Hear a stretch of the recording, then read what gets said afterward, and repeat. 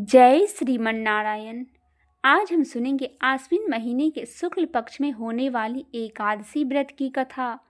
आश्विन मास के शुक्ल पक्ष की एकादशी का नाम पापाकुंसा एकादशी है। यह व्रत व्रतों में श्रेष्ठ माना गया है। जो भी व्यक्ति श्रद्धापूर्वक इस दिन उपवास करते हैं उसके पाप भस्म हो जाते हैं और उसे विष्णु लोक की प्राप्ति होती है। इस दिन भगवान विष्णु और उनकी शक्ति माता पद्मावती माँ लक्ष्मी की पूजा की जाती है। पौराणिक कथाओं के अनुसार एक समय धर्मराज युधिष्ठिर ने भगवान श्री कृष्ण से पूछा, हे माधव, कृपया बताइए कि आश्विन शुक्ल पक्ष की एकादशी का क्या नाम है और इसका पालन करने से मनुष्य को कौन सा फल प्राप्त होता है। तब भगवान श्री कृष्ण ने उत्तर दिया, हे धर्मराज, इस एकादशी का नाम पापाकुंसा एकादशी है। यह व्रत मनुष्य के सभी पापों को नाश करने वाला है। जो इस व्रत का पालन करता है वह मृत्यु के बाद भी कभी नरक में नहीं जाता, बल्कि उसे बैकुंठ धाम की प्राप्ति होती है। इस व्रत से ब्रह्म हत्या जैसे बड़े से बड़े पाप भी नष्ट हो जाते हैं। आइए सुनते हैं वन में रहने वाले शिकारी की एकादशी व्रत की कथा। प्राचीन समय में कृपनक नाम का एक शिकारी था। वह पशुओं और पक्षियों को वध करके अपना जीवन यापन करता था। बहुत निर्दयी और क्रूर स्वभाव का था। उसके कारण आसपास के लोग भी दुखी रहते थे। एक दिन संयोग से वह जंगल में शिकार करने गया। वहां उसे एक महर्षि मिले जो तपस्या कर रहे थे। महर्षि ने देखा कि शिकारी पाप में डूबा हुआ है। उन्होंने करुणा करके कहा, हे वत्स, तुम अपने जीवन में बहुत पाप कर चुके हो।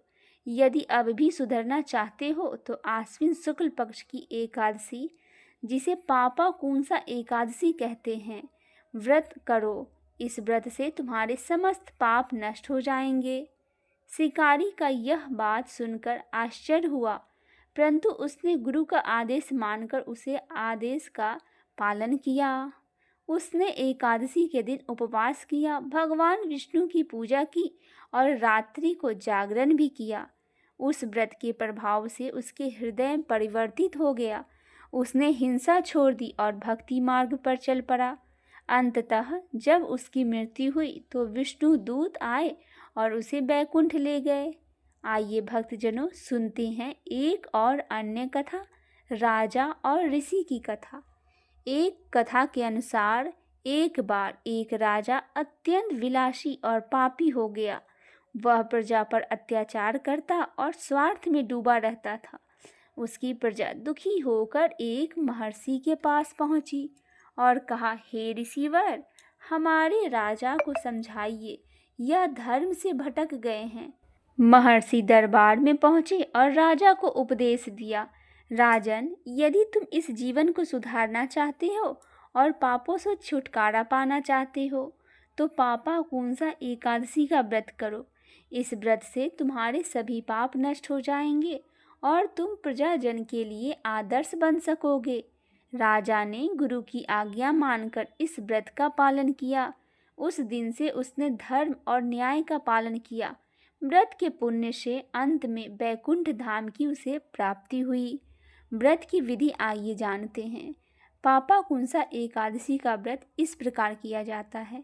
दशमी के दिन व्रत में पूर्व संध्या में सात्विक आहार ले, ब्रह्मचार्य का पालन करे और भगवान विष्णु का स्मरण करते हुए सोए।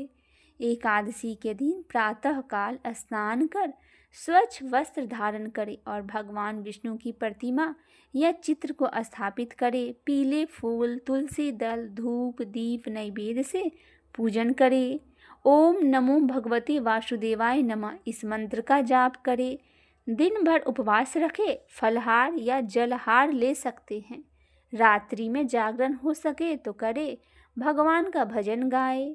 द्वादशी के दिन ब्राह्मणों को दान दे, भोजन कराए और फिर स्वयं भोजन करे। शास्त्रों में वर्णित है, इस व्रत से मनुष्य को पापों से मुक्ति मिलती है। मृत्यु के बाद विष्णुदूत उसे बैकुंठ ले जाते हैं। पितरों को भी इससे तृप्ति मिलती है और उन्हें मोक्ष मिलता है। दरिद्रता नष्ट हो जाती है और घर में सुख समृद्धि आती है। यह व्रत पुत्र पौत्र धन धान और ऐश्वर्य देने वाला है। पद्म पुराण और ब्रह्मवर्त पुराण में इसका महात्म्य वर्णित है। इसमें कहा गया है कि जिस मनुष्य ने पापाकुंसा एकादशी का व्रत किया है उसके लिए यमराज भी नहीं आते।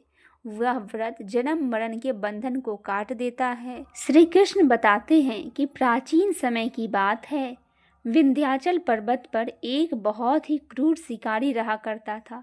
उसका नाम क्रोधना था। उसने जीवन भर निर्दोष पशु पक्षियों और जीवों की हत्या की थी, लेकिन उसे अपनी मौत से बहुत डर लगता था। बुरे कर्मों में जीवन व्यतीत करने की वजह से जब उसका अंत समय आया तो यमराज के अति भयानक दूत उसे अपने साथ नरक ले जाने के लिए आ गए। जब उसे दूत दिखने शुरू हो गए तो वह समझ गया कि अब उसका अंत करीब आ गया है। तब वह ऋषि अंगीरा के आश्रम में पहुंचा। वहां जाकर उसने ऋषि अंगीरा से प्रार्थना की कि आप मेरी सहायता कीजिए। तब ऋषि अंगीरा ने उनसे कहा कि पहले तुम यह संकल्प लो कि तुम श्री हरि की शरण में ही जाओगे। फिर आश्विन मास के शुक्ल पक्ष में आने वाली एकादशी तिथि यानी कि पापाकुंसा एकादशी के व्रत के दिन से व्रत रखो। इससे तुम्हारे सारे पाप नष्ट हो जाएंगे, जिससे तुम्हें नरक नहीं भोगना पड़ेगा। ऋषि के कहने पर क्रोधना ने इसी व्रत को किया। इस व्रत के प्रभाव से उसे यमराज के दूत से मुक्ति मिली और श्री हरि का शरण प्राप्त हुआ। तब से ही पापाकुंसा एकादशी का व्रत किया जाने लगा।